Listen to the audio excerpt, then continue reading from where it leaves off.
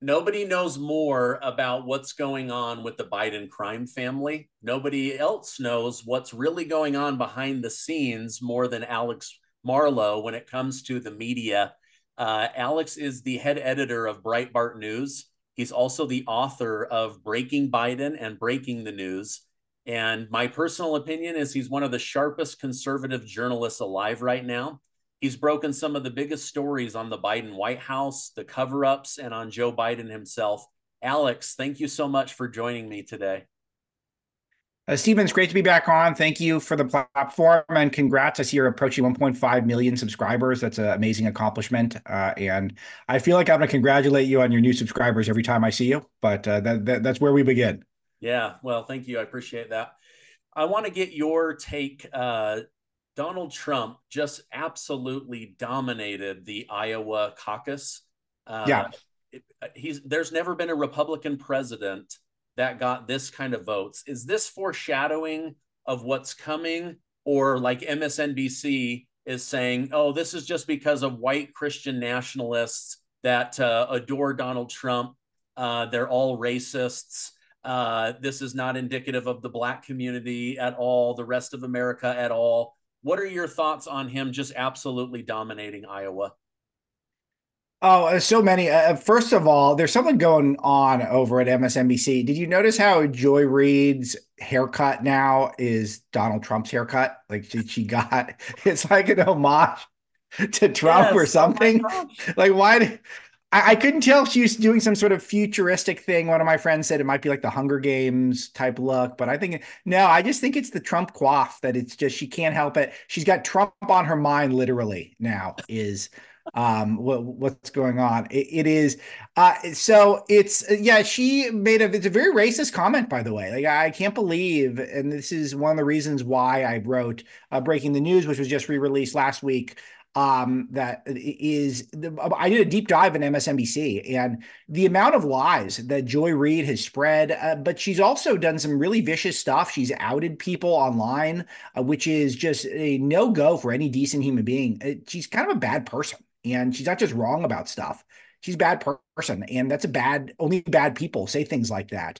Donald Trump crushed everyone in Iowa. He barely campaigned there. He didn't do the debates and he got a record number of the vote. He got over 50% of the vote. And the establishment media were saying things like, oh, well, he's got to do 50% for it to be a success. It's like, well, first of all, I think 40 would have been pretty good. 45 would have been pretty good.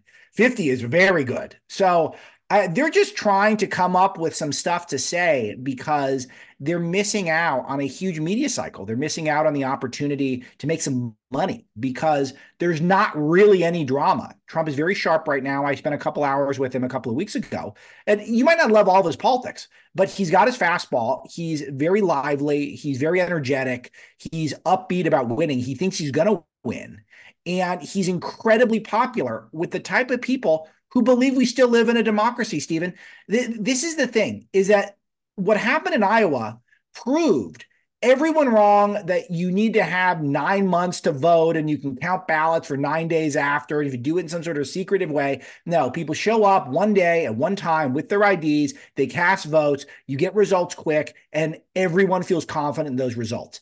It was a great thing, especially for Trump, but I think for the country, I think it said a lot. Yeah. I don't know if you saw this morning, Jamie Dimon of JP Morgan Chase Bank. He may have had his last interview on CNBC, but he stopped them in the middle of the interview and says, listen, you guys have got to quit being so hard on MAGA voters. They're good people.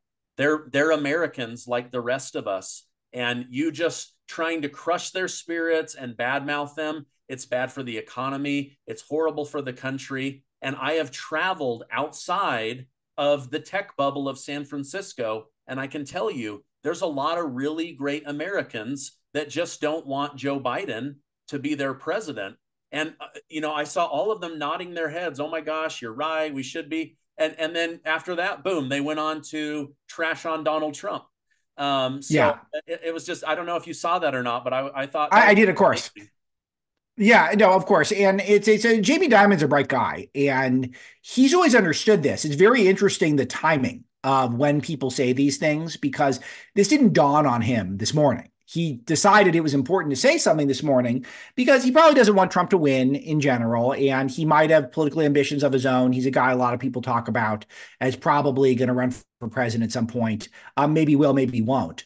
But it is one of those things where it's noteworthy that he decided people needed to hear it. People needed to hear today that, hey, all this trashing of MAGA is clearly not getting through to people because a lot of people showed up in the snow in Iowa to vote for Trump. And I think Trump's going to win New Hampshire by a smaller margin, probably. But then we're going to go to South Carolina and Nevada as well. But South Carolina, which is a very important state in terms of primaries, and Trump is going to beat the governor of South Carolina, Nikki Haley, by a long shot there. And that's going to be very interesting to people. That assumes if Haley's still in the race, she might have to drop out to save face. But a lot of people really, really, really like Trump. You make an interesting point about how communicating to people who are just never interact with anyone who likes Trump.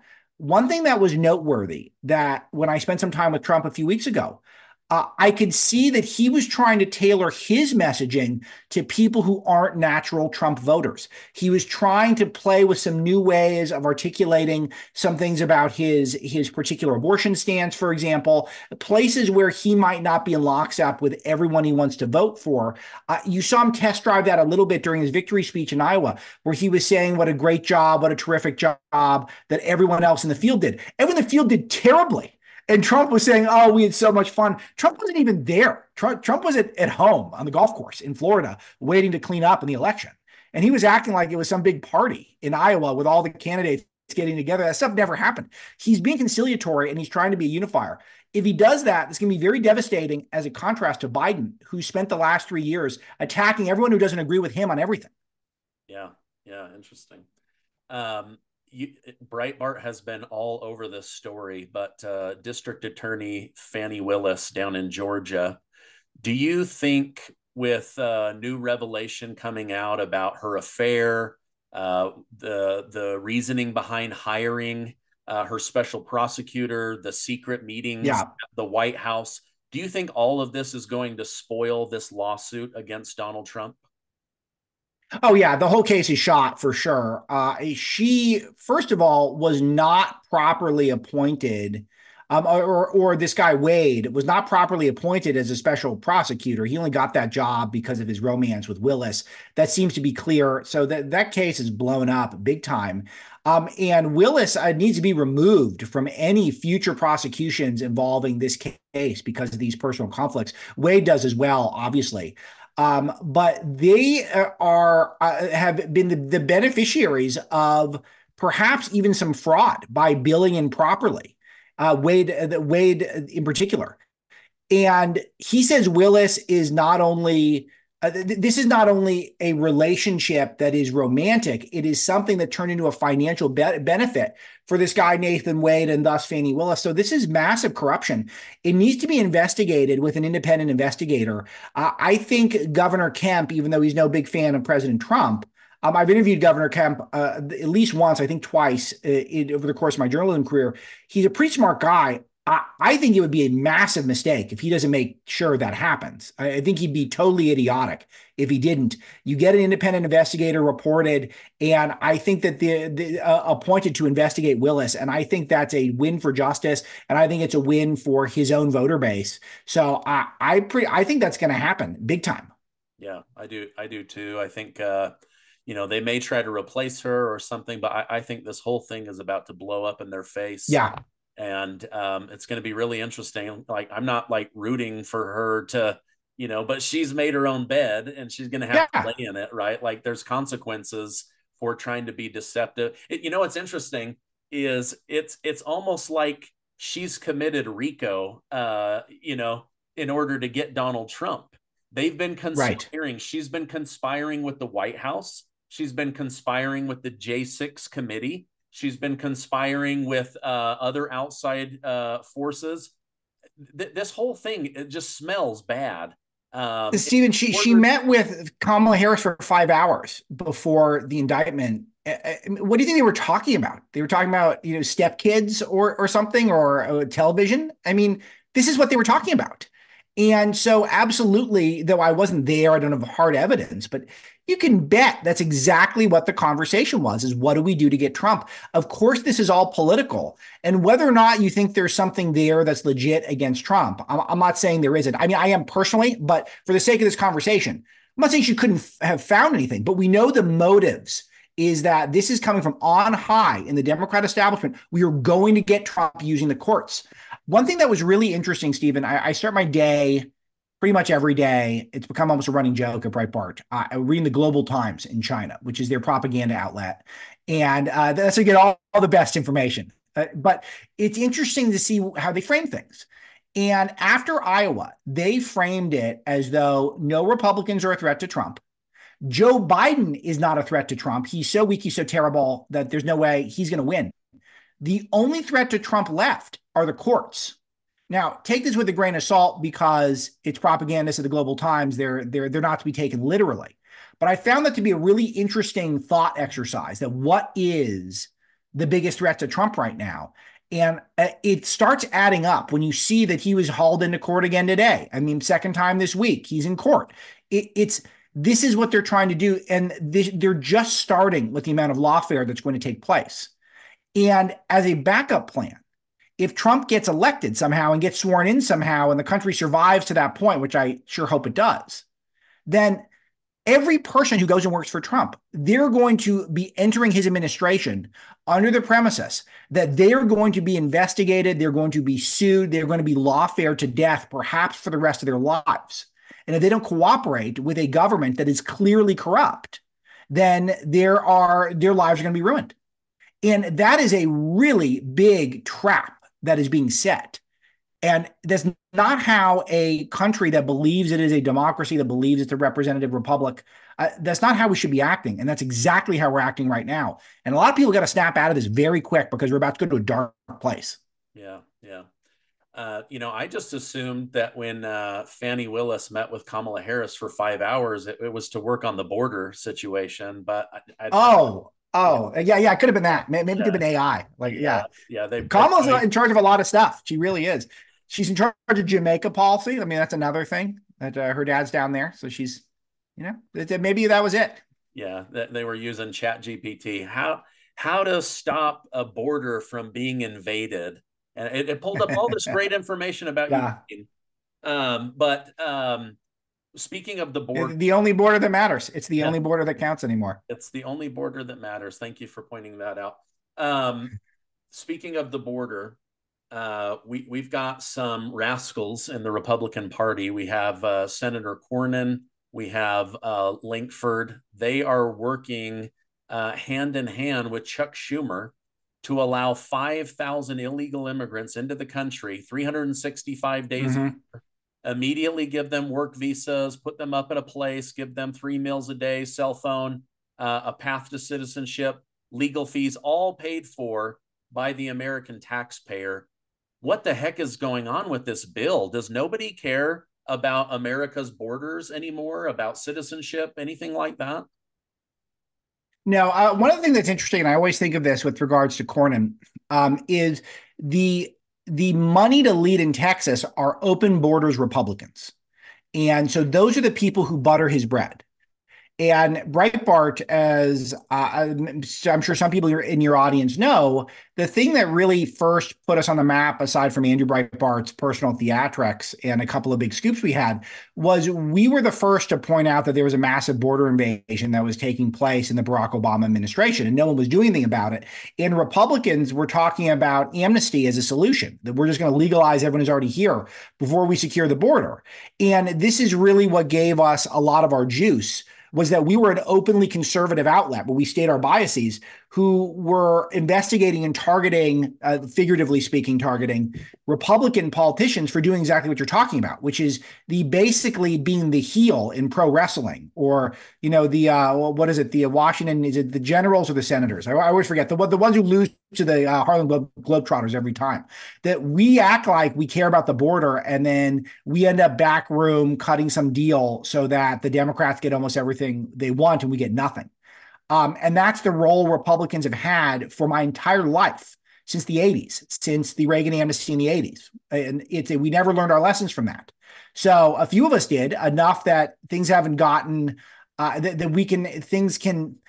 have gotten, this is the worst they've ever been. So it's been terrible. Republicans get an F on the border. All of them, they all get an F. They're all terrible on it. And we're going to destroy the country if we keep doing this. It's very illustrative that Kamala Harris is in charge of the border, because I come from California. California was ruined by illegal immigration before I was even cognizant. By the time I was of sentient age, and I'm 37 now, the state had already been completely corrupted by the border, by the fact that the amount of illegal immigration in the state had made it so that budgets were always bursting, and then we couldn't manage all the people who were here because we had no unifying language. We had all these people who were on the dole, who were coming up, who had nothing. And because we treat people decently in this country, once you get to this country, we're going to take care of you. I have a close family friend who works in a hospital system in California who treats illegal aliens for cancer all the time. And I don't object to it. You know why I don't object to it? Because we kind of let him in. We let him in. Why do we let them in? That's the crazy part, that we did it, but they're here. And we treat people decently once they're here, which is a slippery slope to us spending trillions and trillions of dollars we don't have. And Republicans are very much responsible for this. It's not just the Democrats. Oh, gosh, dang. Well, this is why I'm a libertarian. I'm so anti-government. Get out of my life. Just leave me alone. Don't tax me to death. But so you guys break some of the biggest stories out of Washington, D.C., these big international stories. You've got your book out, Breaking the News. Why did you write that? What is in that book? So Breaking the News, I had a thesis and this is the second edition is being published, and it's fresh now with new material for 2024. And I highly recommend people get it, because it goes deeper than anyone has ever gone, I think, in terms of what the motivations are for the establishment media. We know they're liberal, we know they're globalists, all that stuff. But it's not just that. They're actually the tip of the spear for the corporate elite, status quo, Davos crowd, all of these people, that their first line of defense is the establishment media. I'll give you a couple of illustrations that I use in the book, and I go into great detail on all these. Okay. Take, for example, NBC News. We opened up talking about Joy Reid. Okay, so Joy Reid is on a network that has no credibility and very poor ratings. Rachel Maddow is the star of that network. Rachel Maddow comes off as a total kook if you read the book, because I go through lie after lie after lie after lie after lie that she tells straight-faced to her audience with Rhodes Scholar-esque seriousness. And none of it's true. There's no consequences other than more ratings and more millions for her. Now, how is this possible? Why would a news entity allow for this to happen? Because she's not a threat to the status quo. Because NBC's main goal is to do international business. It's a big conglomerate called NBC, Comcast, Universal.